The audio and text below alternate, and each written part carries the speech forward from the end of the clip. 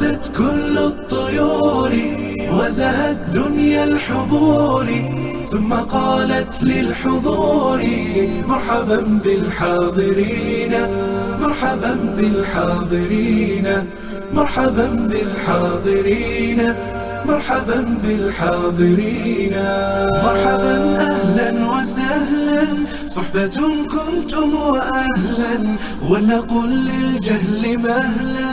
ذاك حفل الناجحين ذاك حفل الناجحين ألف مليون مبارك ربنا زدهم وبارك كلكم في المجد شارك نعم أجر العاملين نعم أجر العاملين وردت كل الطيور.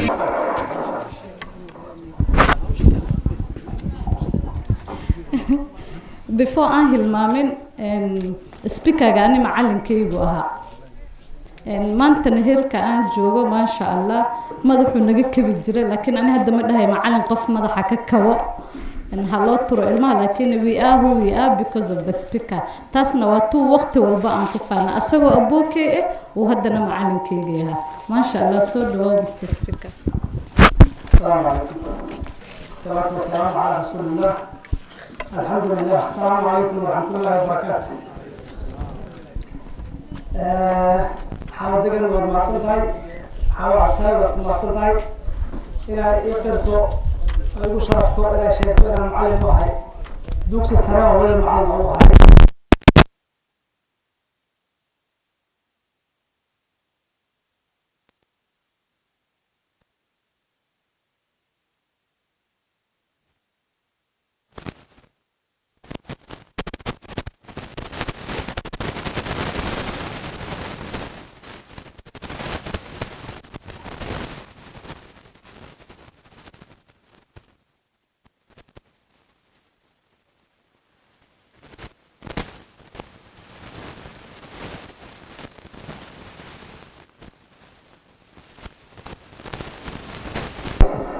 better positions oo ma santahay inaad barto adiga waxa ugu sharaftay nin kasta wuxuu jecel yahay beertu abuurto inuu miro fiican ka goosto Soomaaliya waxaana beerta aan abuurtay maadaama macalinka ahay miro aan natiijo wanaagsan baan ka helay alxamdulillah Allah ku ziyaadiyo tabarakallah waxaan rabaa maanta aniga waxa ay sharaf in horta aan ka qayb qaato xafladan qalin jabinta ardayda waxaan baliyeeyo ardayda halkan fadhido waxaan leenahay maanta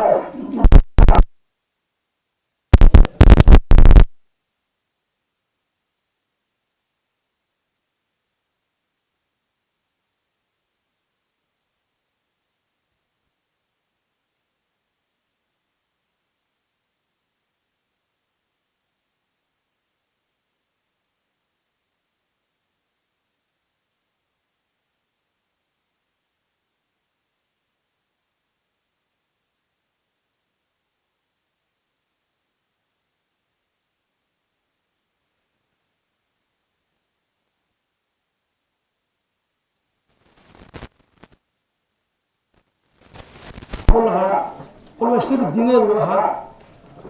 وكتبي دعاء ذلك اللي يجد دعاء وحكى دعاء إنه يكون وحكى دعاء إنه أول مرة من السنة يا كل واحد اهتمام بشر وحان هذا الجد بي لا ما ولا يشري لا ما ينجو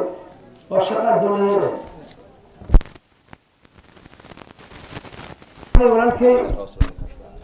ولكن لصاحب لي MCA يونس وعندها الدنيا ضرورها اللون حالته بريء نروح بتر ما تكون استاجن تصل صورة في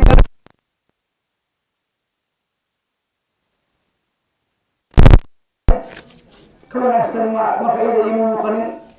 كوس أنت هلك عام فدينا وحالنا هاي مرايب بنا لجوك تسمعنا وحنا نقولها يا أجري حسرات بنا نقولها والجارس أنا كنت أنا لفتوا للبنت اللي جارسة صحنا إني كستوها كفدينا يقولها كنا كشلاين وحكينا اسمه الله قطو مثل العمل كله هان نلا بدرجة ما حتى قصار كجرا ما أنت لوات أما قدام بيسي أي تهاي maalmaha soo ka soo hartay dad baa maanta ma yacni iyo fadhi ku diri jira oo xan iyo ma aragtay fidma iyo iska dunuub ku dhex jira laakiin anaga halkan baan fadhina maanta ilaahay baa mahadisa taasna ilaahay baa laga helaa waxaan rabaa inaan hambaliyeeyo waalidiinta halka fadhiya waxbarashada ama tayada waxbarashada waxay ku leedahay saddex gees weyn asaaska waxay ka bilaabanaysaa waalidka hadduu waalidka hami iyo higsi iyo hadif aan lahayn dan ardayga waxba ma baranayo soo waalidka waa dhagaxa koowaad oo dhigaya waa ardayga dan waalidka way waxaa soo raaca macalinka wuxuu qaban karo mal ani macallin baan haystaa ii sheegay ilaa 6 sano macallin tababara ma lahay maxaa macallimiinta haka macallin xuseen buule iyo macallin xuseen macallinkeygu ahaa allah sharfo asaga macallimiin badan macallin baabu iyo odayaal badan hadda maanta qaarkooda joogin baa macallin ahaan jireen hadda macallimiinta ku dirasna wuu joogaa حملنا معلمك هدي والدك جعنت لقوانين أما قربك قوانين وحقول سماك رمال معلمك والدين بدأ بجران سود ذالين ما أنت مريه هذا أركان معلمين بجران والدين بدأ بجران سكول كأما الدكسي أما مدرسة لأنك أي جثة لغني هدي الله يروح حلاقة فلي محل يقول يعني سؤال عمل بحي فيما بحي والفيذا بحس كذا عكدرن inaad ka qayb qaadato waxbarashada cunugaada inaad meelaha shirka loo isku yeero aad tagtid ayaa ka muhiimsan aad baan ugu qeyrooda subaxan gabdhaha iyo wiilasha oo maaragtay shaacirka akhriyeen ducadii akhriyeen khudbadii akhriyeen kolba ninkii fahmaayo wuu fahmay ninkii aan fahmaynin raxmaynahay waad arkaysay macaanka ay leedahay waxay akhrinayeen madrasada ama dugsiga waa meesha ugu muhiimsan actually bulshada haddii aysan ka hagaagin akhlaaqda meesha akhlaaqda lagu hagaajiyo oo diinta lagu dhisan intaa way waa dugsiga iyo madrasadii ama markaska noocan soo annaka haddaan nahay dadka mas-uuliyiinta oo aniga ka madax ah waxaa xil naga saaran inaan xoog gelinno inaan garab siinno way naga go-an tahay inta aad sheegteen waa idin maqalnay kuma noqon kari waqtigaas raadiisa laakiin annaka dib iskugu noqonaynaa baahida halka way badan tahay maamulka halka joogo waan dib baan u fadhiisanaynaa wixii karaankeenno idinla qaban karno waa idinla qabanaynaa insha allah waxaana diyaar u ahay waqti kastaba hadda ka bilaabato telefoonkayga inaan si khaasa u siiyo mudnaan aan u siiyo markaskan oo maanta nagu sharfay inuu noo yeero oo nala qaybsado khayrka nala qaybsado soo waqti kasta way soo wici kartiin fadlan aniga oon dhahin wax kasta waan xallinayaa laakiin danta haddii la wadaago way ka fududaanaysaa dhibka haddii la wadaago wuu fududaanayaa waana mahadcelinayaa arrinta muqaadarooyinka laga hadlay baarlamaanka hadda aniga waxaa ii horyaallaa sharci ayaa ii horyaallaa statement baa taallaa baarlamaanka oo looga hadlaayo muqaadarooyinka drugs and substance abuse oo mudanayaasha keeneen adiga mudane waxaa keenay mudanaha lagu soo darto khuluuqa keenay caddow khayr laa siiyo oo arrintaas ida sharci ahaan in meel la saaro muqaadarooyinka iyo waxyaaba maaragtay munaasibka ahayn oo la isticmaalo oo dhalinyarta isticmaasho in gaarisa laga baabi'iyo oo sharci loo dejiyo mudanahaasaa keenay anigana waan ku taageersanaynaa sharcigaasna sharci baa maaragtay waa la marin doonaa waa la ansixin doonaa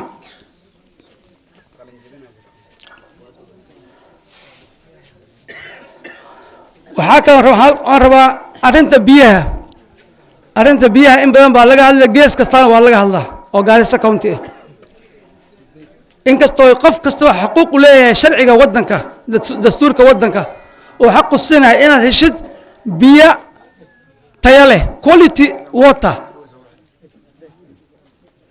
waxaa haddana muhiim ah in xoog la saaro in ay ummadda biyo waanyin waqtiga bisha ramadaanka barakaysan MCyaasha honorable Yunis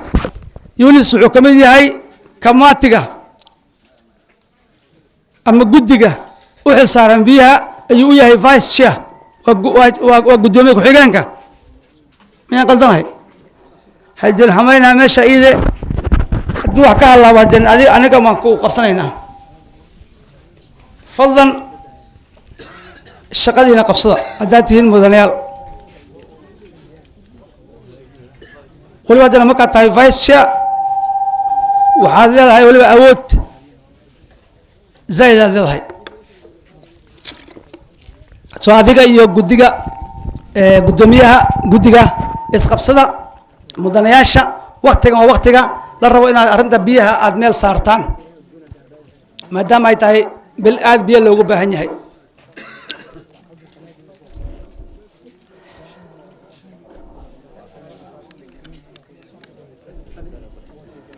waxaa laga hadlay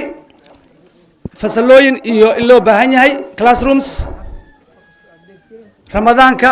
iftaar program insha allahu anigoo kaashanayo ama anigoo taageero siinayo risala youth group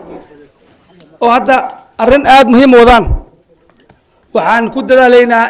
aan arrintaas ida iftaar program afuri walaalkaaga ama iftaarka programka asage aan wax ku darsano oon meel saarno insha allah inta karaankeena anagoo albaab kastaba garaacayno la kaashanayna madaxda halkaa ka imaatay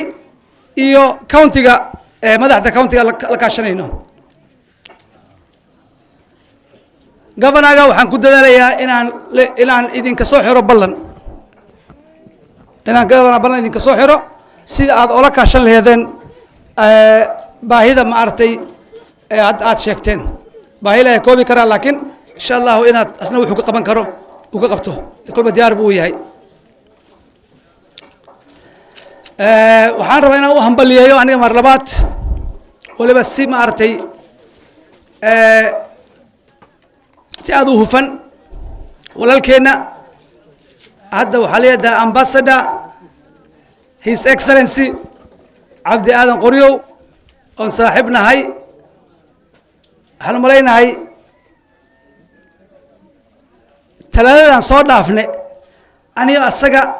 xaflad mid noocan ayaan wada joogna Bula Missouri ibn Taymiya ayaan wada joogna Bula Missouri meeshaasaan qeyr badan ka qaadanay ducadii loo duceeyay xamalaynahay mayl dhul dhicin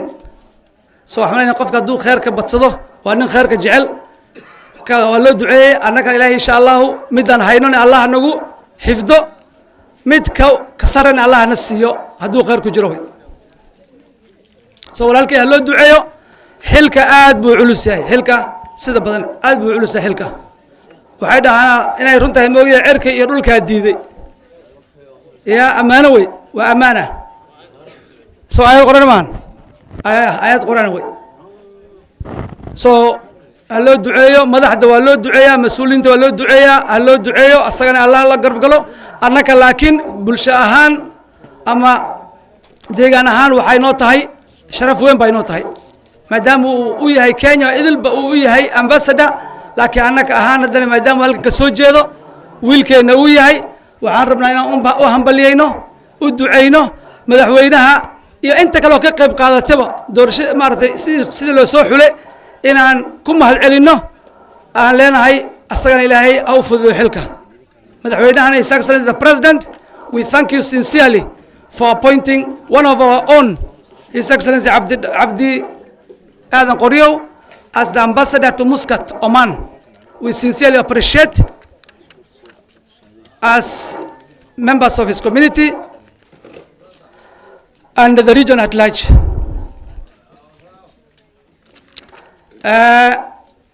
waxaan malaynahay macallimiinta iyo ardayda waan idin hambaleyna mar labaad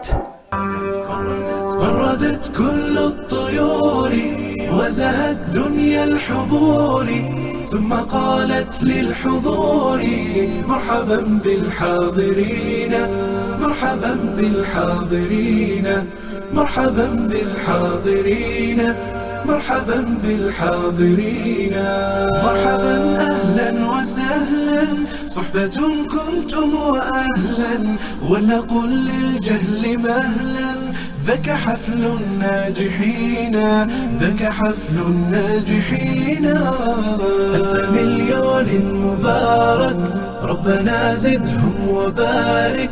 كلكم في المجد شارك نعم أجر العاملين نعم أجر العاملين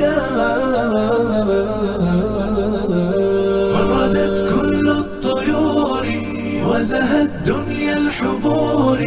ثم قالت للحضور مرحبا بالحاضرين.